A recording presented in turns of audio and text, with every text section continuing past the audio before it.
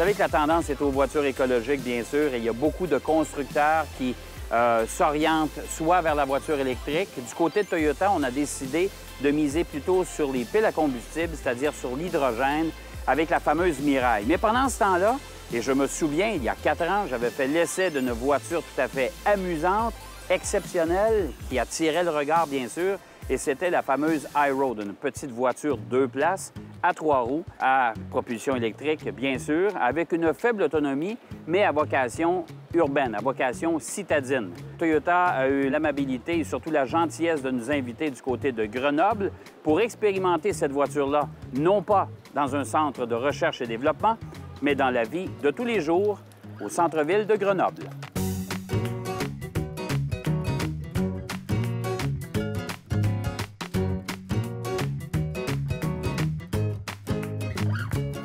Alors, nous sommes à Grenoble, une ville très technologique. C'est le Silicon Valley, si on veut, de la France. C'est peut-être l'endroit de prédilection pour Toyota pour faire le lancement, si on veut, de son autopartage. Parce que c'est un peu le même principe que les Bixi à Montréal, c'est-à-dire qu'on peut louer ces voitures-là par période de 15 minutes et c'est 1 €, ce qui est quand même pas cher. Et on peut aller le redéposer à n'importe quelle borne qu'il y a autour de la ville.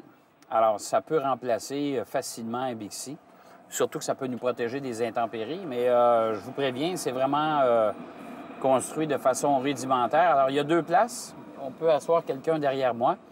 Les vitres qui ne sont pas électriques, on s'entend. Il n'y a pas de climatisation, il n'y a rien de ça. Il n'y a pas aucun accessoire, à part qu'un indicateur de vitesse, un indicateur de charge et une prise USB pour son téléphone. Si jamais on est en panne, il faut être capable d'appeler.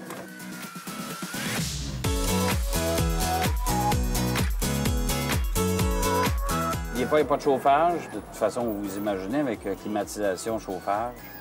Au gabarit du véhicule, avec 35 km d'autonomie, on va se retrouver avec 5 km d'autonomie. Donc, vous allez pouvoir décoller de chez vous et à 3 coins de rue plus loin, vous serez en panne. Il y a une méthode particulière pour conduire ce véhicule-là. Il faut anticiper les virages, parce que si on tourne dans le virage, étant donné que c'est la roue arrière qui gouverne, si on veut, la voiture, bien, la première chose qu'on se retrouve, c'est qu'on prend nos virages beaucoup trop larges et on pourrait se retrouver face à face avec une voiture qui vient en sens inverse. Donc, je vous le dis, c'est assez particulier conduire ça.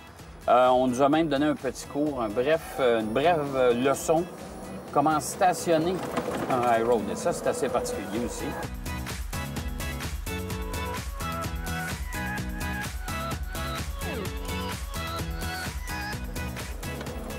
J'essaie de contourner les trous. Ça va nous aider. Ah ben là, on est sur la réplique en modèle réduit de la rue Notre-Dame à Montréal. Ça, je vous jure, là.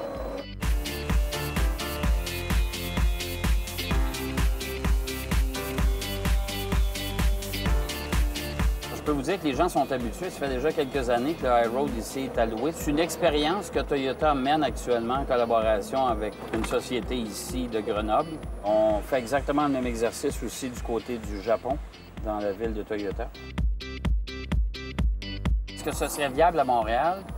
Vitesse maximum de 45 km/h. Il faut s'entendre qu'on ne peut pas aller partout avec ça.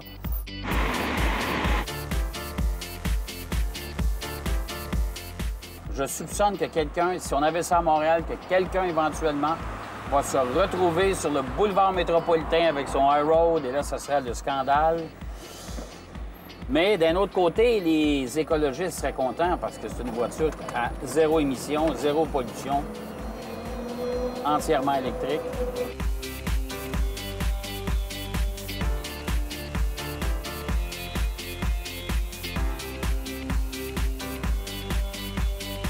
En résumé, le projet iRoad est un projet intéressant qui peut facilement s'intégrer à la circulation urbaine.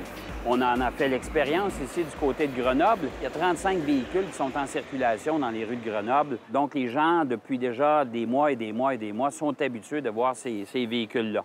Mais il y a encore des gens qui ça intrigue, il y a encore des gens qui se posent la question, qui les observent d'un peu plus près. Alors, sait-on jamais, le iRoad est installé à Grenoble et à Toyota City. Maintenant, verra-t-on des iRoad un peu partout à travers le monde? Seul l'avenir nous le dira.